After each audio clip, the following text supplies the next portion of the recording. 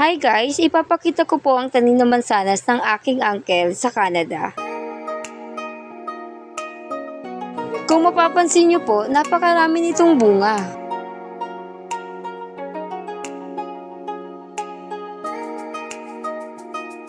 Wala pang hinog pero nakakatakam na itong pitasin. Wow!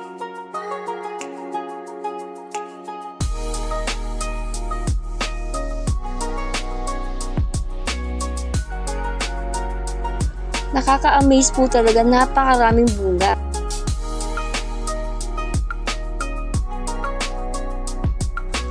Alam mo ba, ang apple or mansanas ay isa sa mga pinakapaborito kong prutas, na bukod sa masarap, masustansya pa.